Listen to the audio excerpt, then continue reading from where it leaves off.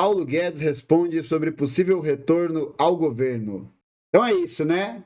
A gente vai doer e vamos lá. Depois de todos os acontecimentos e tudo mais. É a primeira vez. É a primeira vez, né? Mas eu queria saber como que realmente foi a experiência de ser, né, de alguma forma, ministro da Economia. Assim, o que você aprendeu, né, com essa experiência depois de tudo que aconteceu? Ô, Thiago, tá com as olheiras, hein? Caralho, tá com uns bolsão enorme aqui embaixo, olha. Tá precisando dormir, hein? O que ele aprendeu, gente? Aprendeu que para você ganhar mais dinheiro, você precisa privatizar tudo para direcionar para seus amigos acionistas. Você aprendeu que você pode fazer discurso classista, elitista e racista sem nenhum tipo de problema. Você aprendeu que você pode ser só um palhaço. Era um desenvolvimento, foi completamente inesperado para mim. Eu estava ajudando um candidato de centro. Eu não conhecia a época.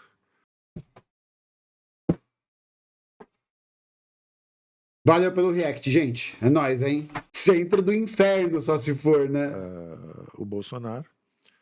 E eu estava ajudando um candidato de centro, exatamente. Ele falou de novo! Porque o barulho político, como eu disse durante todo o meu exercício lá do Ministério, o barulho político era muito grande, né? Então está tendo um momento difícil da vida política nacional, mas que eu sempre interpretei construtivamente. Como uma oportunidade, né? Como uma oportunidade de encher teu bolso, né? De encher o bolso do BTG Pactual, né? Eu dizia durante a campanha que o Brasil era um saci pererê, só pulava com a perninha esquerda. E era natural, porque primeiro...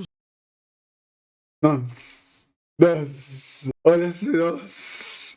Paulo Guedes. P de privatizador. A de algum lugar em que ele seja amado. Aí, ó. U de uberização, L de Lula e O de honestidade. Você teve um governo militar de 20 anos e estava associado à direita. Então era um governo, um regime militar associado à direita? De repente vem a esquerda. Redemocratização. O quê? Não. Nossa, velho. Nossa. Vamos lá. É de uma canalice sem tamanho. É de uma canalice sem tamanho. Sem tamanho. O cara falar que o governo do Sarney, que foi eleito indiretamente via colégio eleitoral, depois dos tanques do exército terem ido para Brasília em 84, foi um governo de esquerda, é putaria. Ele falar que o governo do Sarney é de esquerda, do Collor é de esquerda, do FHC é de esquerda. Não é possível, bicho. Não... E realmente redemocratiza. E aí... É que para você é ruim, né?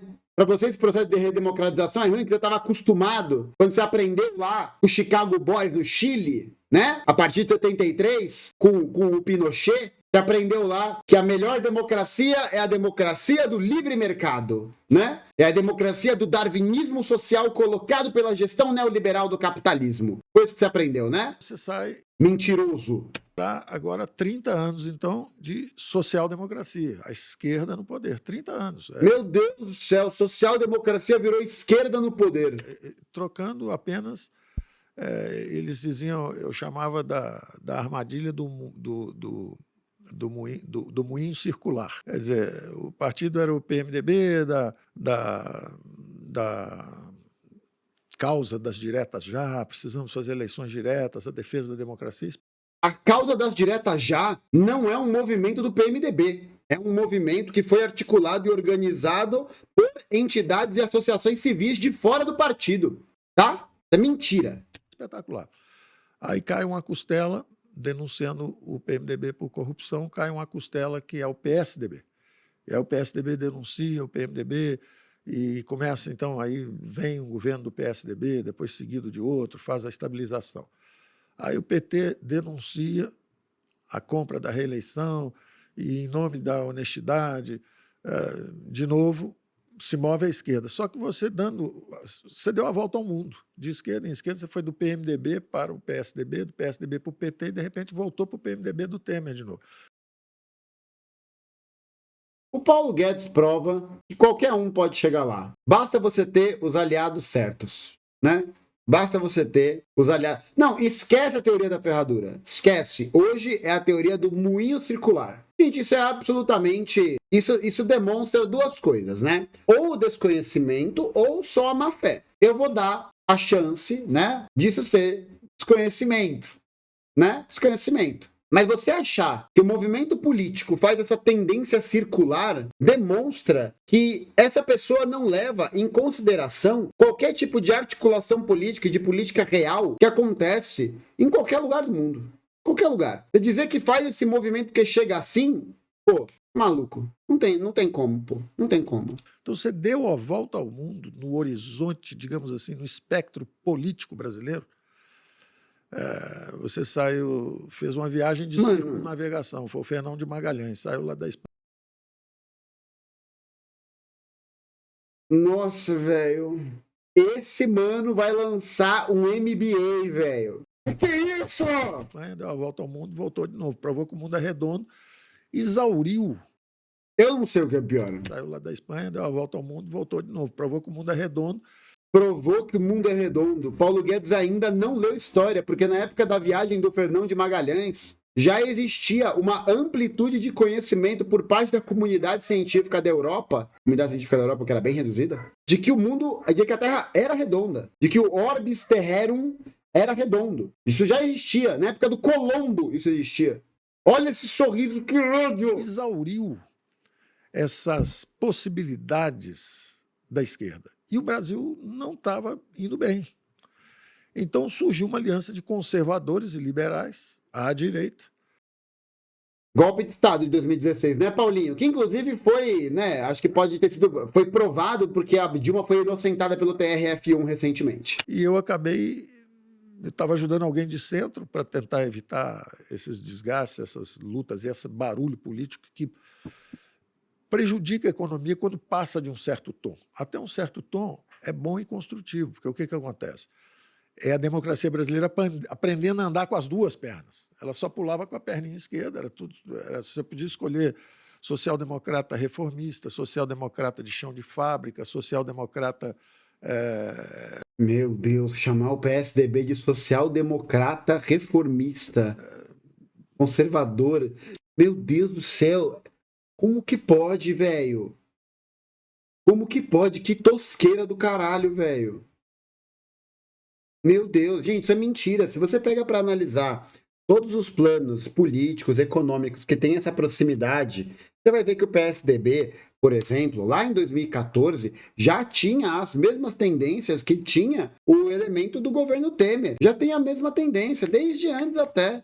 Você pega qual que era o governo do PSDB aqui em São Paulo, tá ligado? Isso é falta de observação. Ou falta de observação ou má fé. Um dos dois. Digamos assim, de punhos de renda, você tinha várias alternativas, mas só podia votar pela esquerda. Meu De Deus. repente, você abriu um leque. E a democracia brasileira ficou vibrante. Vibrante com fascismo, né? Ó que democracia vibrante. Olha que democracia vibrante. Mas não surpreende, né? Pela escolaridade, pela formação do Paulo Guedes, esse tipo de compreensão fica muito evidente. Porque a participação dele na articulação do governo do Pinochet mostra bem que esse ideário de democracia que essa galera tem é um ideário de democracia que é pautado e organizado, sobretudo, pela dinâmica do livre mercado. Só. É o livre mercado que é democrático. Mais flexível, e surgiu metade da população brasileira era conservadora ou liberal. Surgiu como uma deusa, né? Surgiu. O cara não consegue fazer a análise desse processo. Ele não vai dizer, por exemplo, que esse elemento do surgimento do Bolsonaro, do bolsonarismo e tal, na verdade é justamente a fermentação de um processo de despolitização e de uma crise cíclica do capitalismo que faz com que as pessoas depositem a sua esperança de uma alteração radical no paradigma da sociedade brasileira em uma pessoa que defende alguma radicalidade, ou que pelo menos se veste com esse discurso, né? Que é totalmente falso. Então você tinha à esquerda socialistas e social-democratas, à direita os liberais e os conservadores.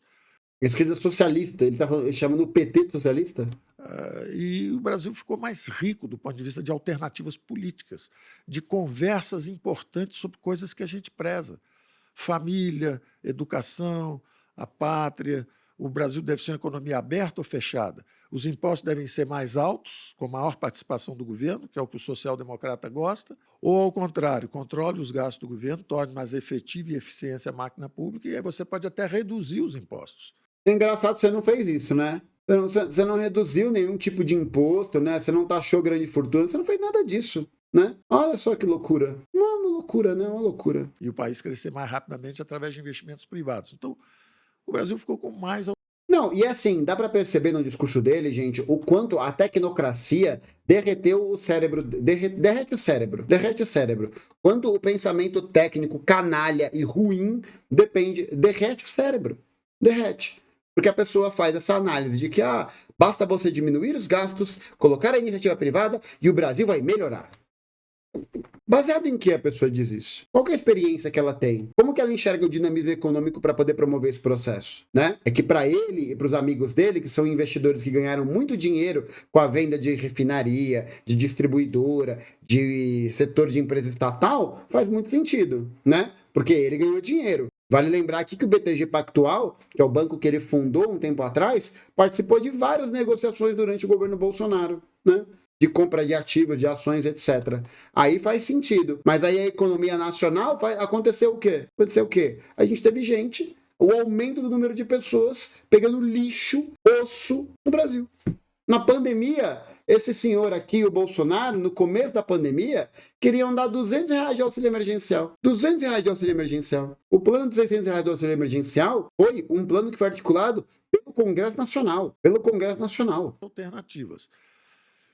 Só que o que acontece? O barulho continuou, muito barulho. Então, mesmo no meio de um Covid, um desastre, a maior crise sanitária da história humana, o PIB brasileiro ameaçado de cair 10%, as projeções de quem veio de fora sobre a trajetória do Brasil eram catastróficas. E nós nos desempenhamos bem, nós conseguimos sair do outro lado, saímos mais rápido, saímos com a inflação mais baixa, com crescimento mais rápido.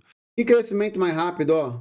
Muito canalha, velho, pelo amor de Deus. Ó, vamos lá, pegar aqui, né? Vamos lá, fazer uma análise rapidinha, ó. Pegar aqui a partir da retração, ó. Dilma 2014, um crescimento baixo. 2015 e 2016 a gente tem deflagração da Operação Lava Jato, né? Operação Lava Jato que vai travar todas as obras de infraestrutura que geram emprego, que geram movimentação econômica em vários setores diferentes. Aí você trava todas as obras, cai tudo, né? Destrói tudo.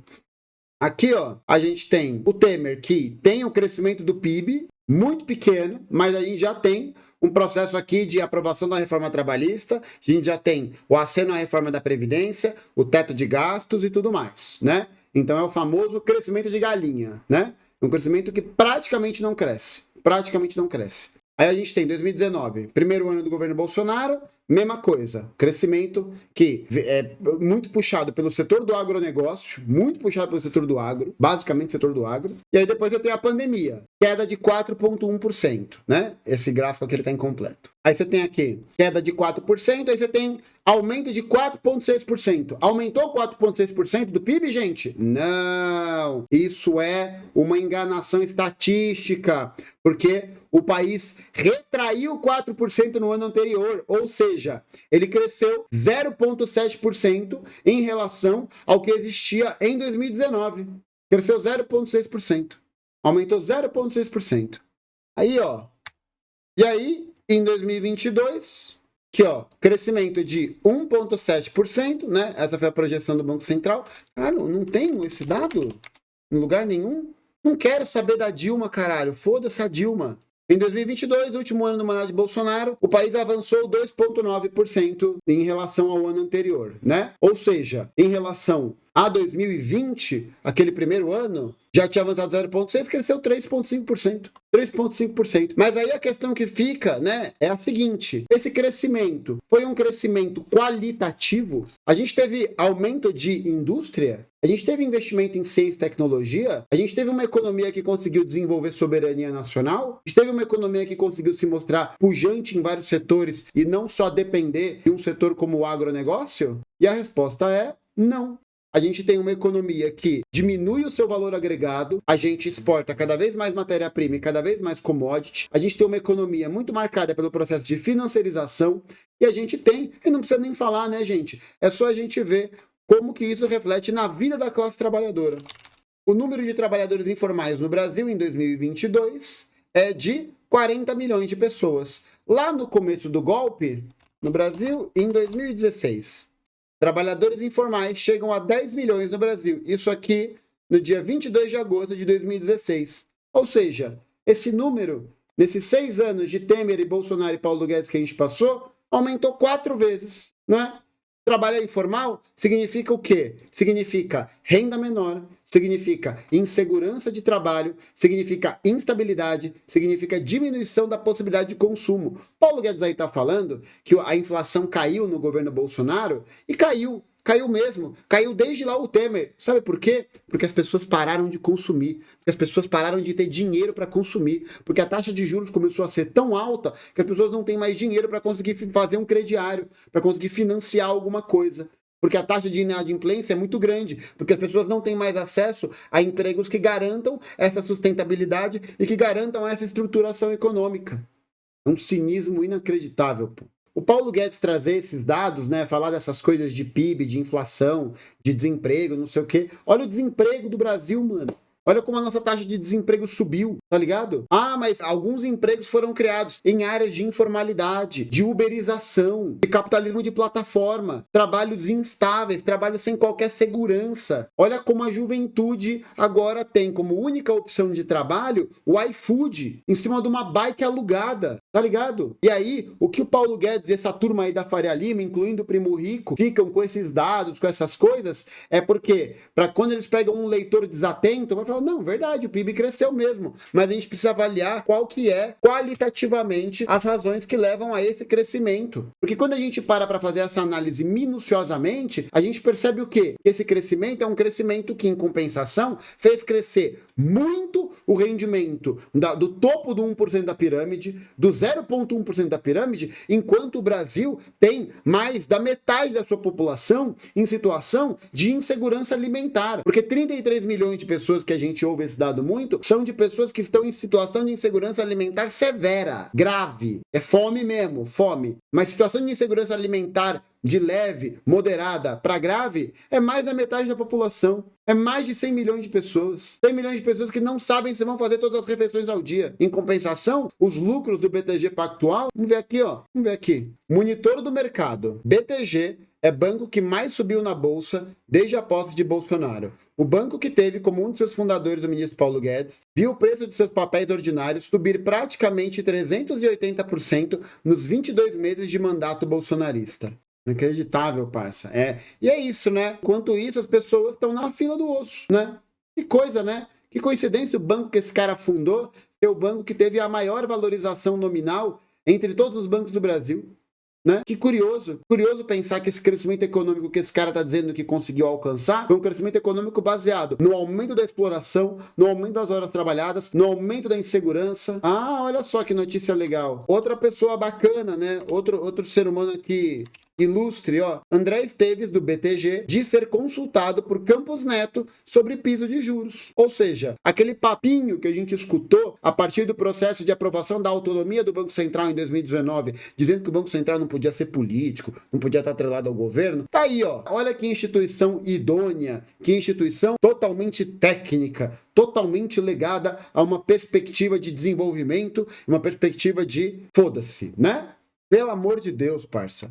Preservamos 11 milhões de empregos. Em vez de demitir alguém, nós pagamos metade do salário, não demita. Temos 11 milhões de CPFs preservados assim. E o lucro das empresas, né? Mas é engraçado ele falar isso porque, em contrapartida, o lucro das grandes empresas, de várias delas, cresceu muito e o microempresário que votou no Bolsonaro, alicerçado por esse discurso de merda, se fudeu.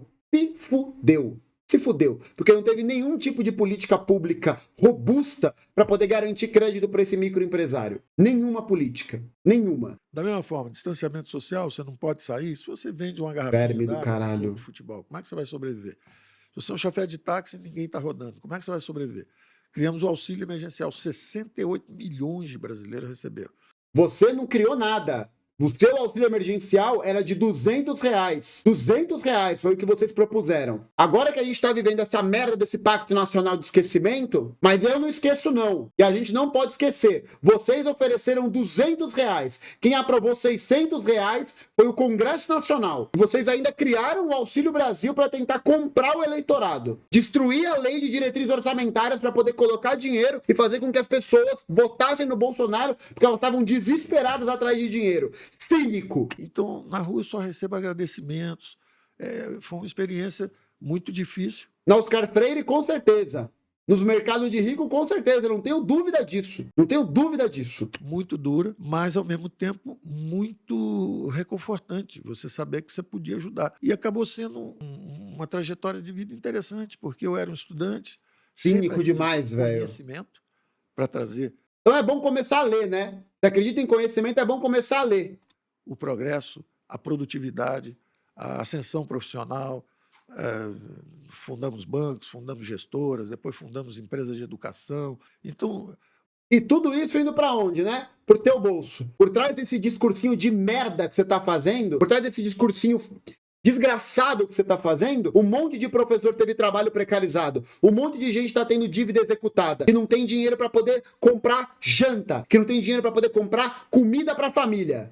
Enquanto isso, teus acionistas, tua banca diretora, teu CEO, a puta que eu pariu, tá enchendo o cu de dinheiro. O cu de dinheiro. E a classe trabalhadora brasileira passando fome na rua, morrendo de frio na rua. O conhecimento sempre enriqueceu a minha vida. Eu, quando era jovem, meu pai... Estudando com o Pinochet. Era representante comercial, vendedor de material escolar. E eu tinha um estojo pequenininho, o estudo é a luz da vida. Eu olhava para aquilo, eu levava aquilo a sério. O estudo é a luz da vida. Então, o conhecimento tornava as pessoas mais produtivas, ao mesmo tempo aumentava a competitividade das empresas, daí os MBAs, para aumentar a competitividade das empresas, e, ao mesmo tempo, a prosperidade das nações, a riqueza das nações. Você pegar os países mais avançados, relativamente sem recursos naturais, Israel, Japão, eles não têm recursos naturais, não tem nada. Tudo patrocinado por Plano Marshall, tudo patrocinado por dinheiro dos Estados Unidos. Tudo bancado por terrorismo de Estado com o que Israel faz com os palestinos. Japão que foi ocupado militarmente pelos Estados Unidos. Teve seu Partido Comunista caçado internamente. Os caras ficam falando aí de desenvolvimento, de MBA, da puta que eu pariu. O cara esquece que para poder garantir esse desenvolvimento, essa palhaçada que ele tá falando, os caras andavam armados dentro do país. Invadia e fazia operação militar, fazia guerra contra o povo.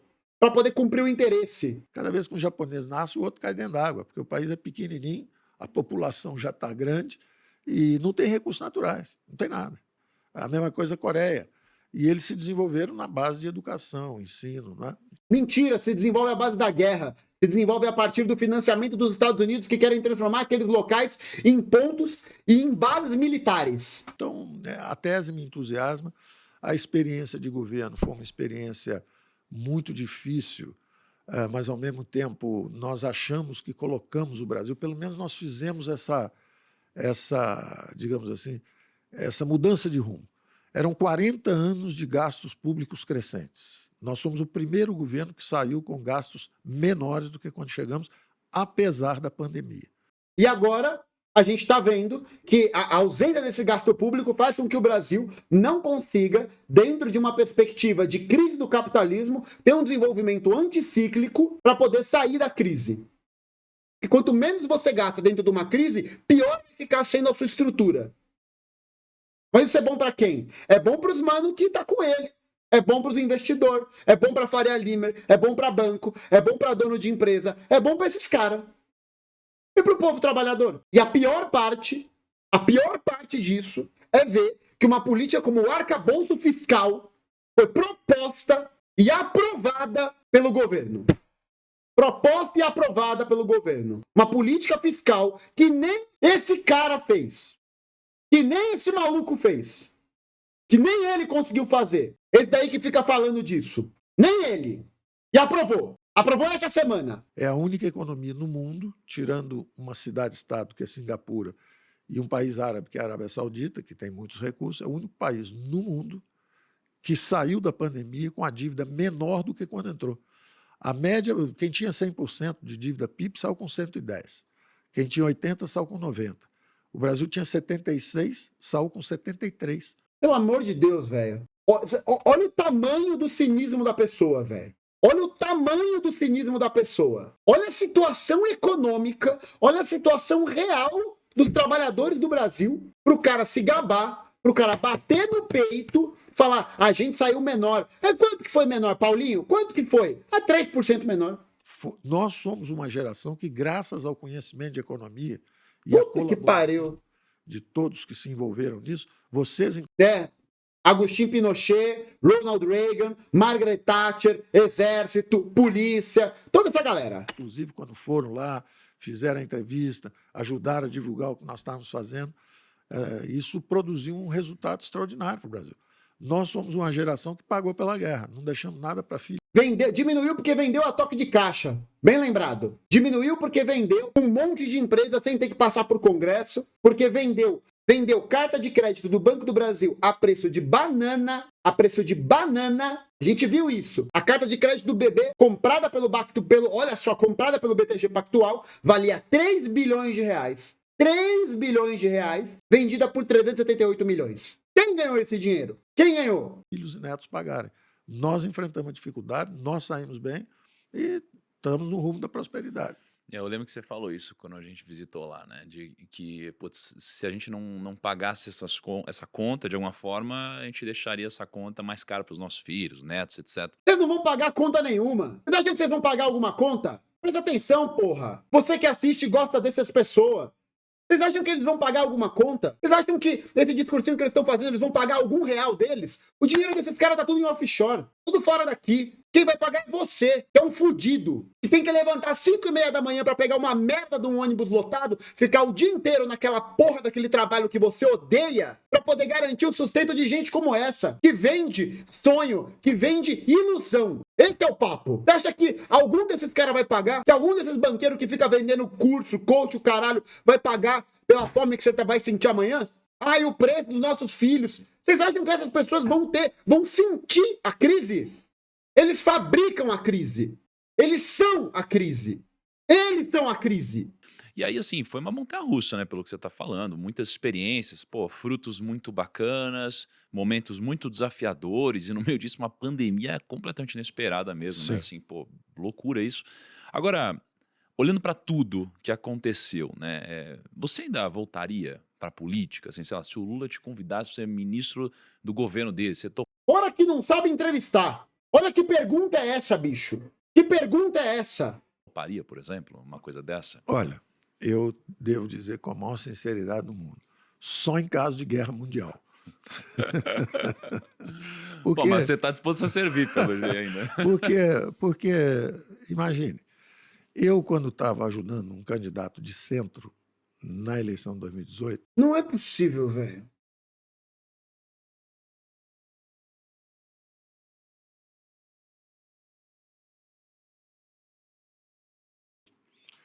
esse candidato dizia para mim, você vai ser meu ministro. Eu dizia, não, eu já estou velho. Calma! Calma!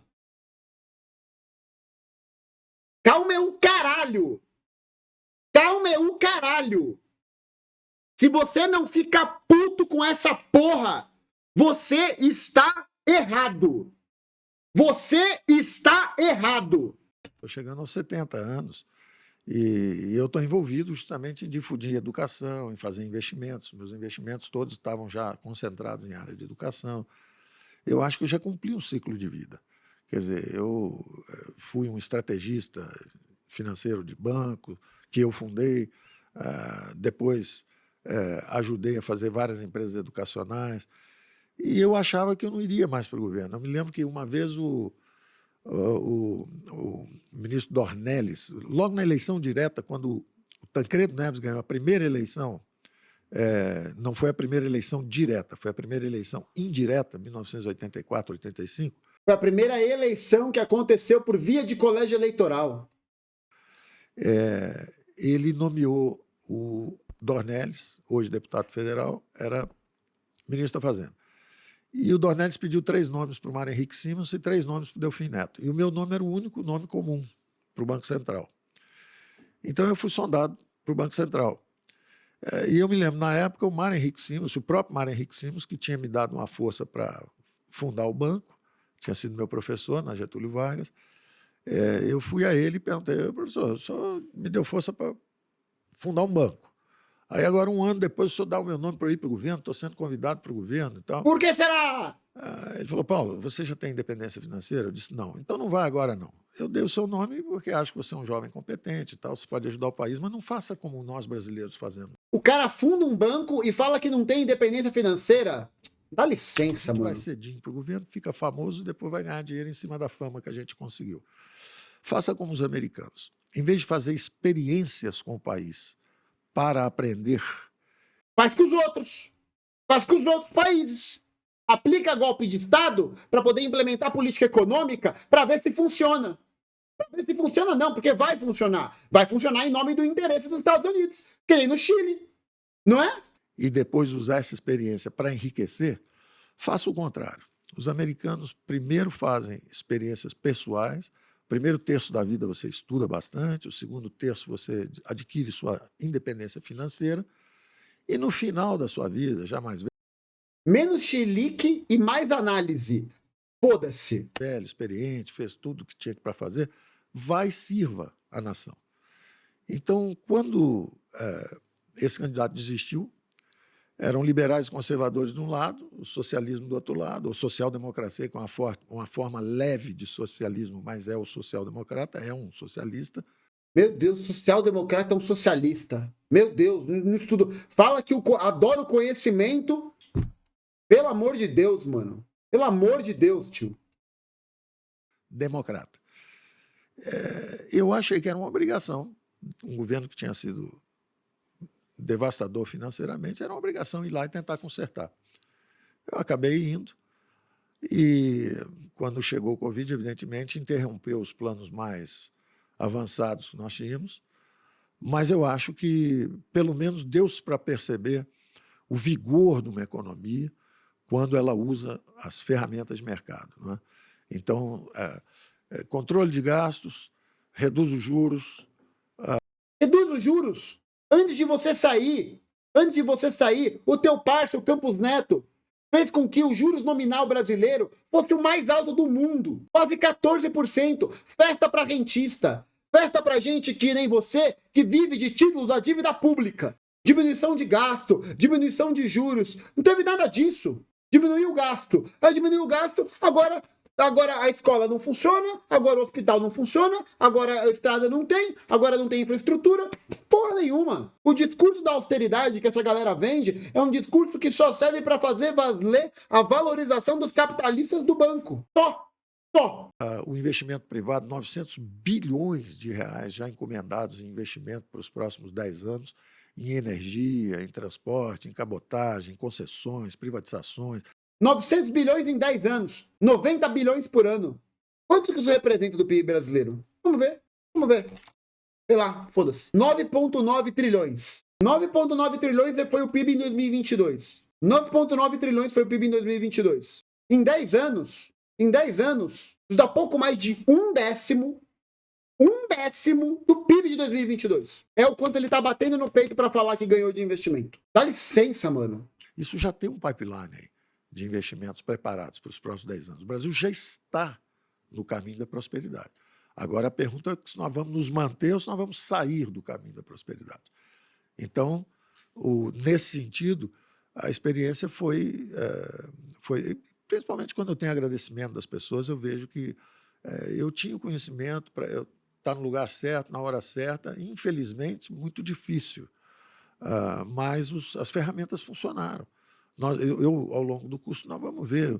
O crescimento econômico de longo prazo depende justamente da acumulação de fábricas, instalações industriais, investimento em pesquisa, tecnologia, educação, reformas. Esse é o crescimento de longo prazo. Mas você tem as flutuações cíclicas. Por exemplo, um Covid, um choque desse, derruba o PIB. Aí você tem que tentar produzir elementos para uma recuperação cíclica, para você trazer o país de volta do fundo do poço, para voltar para a rota de trajetória. Então, Como essas que coisas pode, nós vamos velho? discutir no curso. Pelo amor de Deus, mano. Como é que pode ser tão cínico? Como é que pode, velho? Como é que pode ser tão cínico, mano? Como é que pode, parça?